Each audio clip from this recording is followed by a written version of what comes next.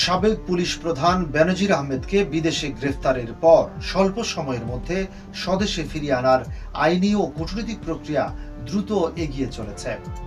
আন্তর্জাতিক পুলিশ সংস্থার নির্দেশনা মেনে প্রয়োজনীয় সব দাপ্তরিক ও আইনি কাগজপত্র ইতিমধ্যেই সংশ্লিষ্ট দেশের আইনশৃঙ্খলা বাহিনীর কাছে পাঠানো হয়েছে।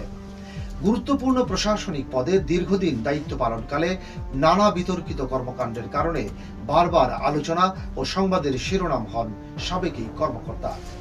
অভিযোগ ওঠার পর আত্মগোপনে থেকে তিনি মধ্যপ্রাচ্যের এক উন্নত দেশে গিয়ে অবস্থান নেন এবং সেখানকার পুলিশের হাতে আটক হন।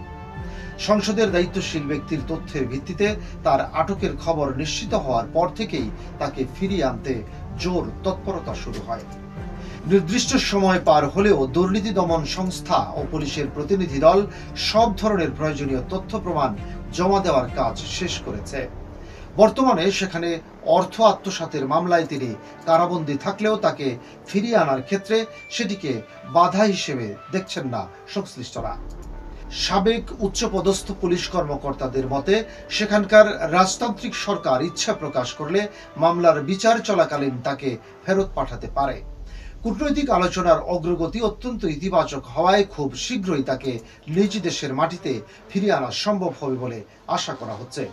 অনিয়ম, প্রতারণা এবং অবৈধভাবে সম্পদ দখলের অভিযোগে দেশের বিভিন্ন স্থানে তার বিরুদ্ধে অসংখ্য মামলা ঝুলছে। দেশে ফিরিয়ে আনা সম্ভব হলে তাকে আদালতে হাজির করে প্রচলিত আইনের মাধ্যমে বিচার প্রক্রিয়ার মুখোমুখি করা হবে। সব আইনি প্রক্রিয়া সঠিকভাবে সম্পন্ন হলে আগামী কয়েক মাসের মধ্যেই এই স্পর্শকাতর বিষয়টি চূড়ান্ত রূপ পাবে। সংশ্লিষ্ট কর্তৃপক্ষের ধারাবাহিক পদক্ষেপের কারণে পুরো বিষয়টি এখন একটি সুনির্দিষ্ট সুরাহার দিকে এগিয়ে যাচ্ছে।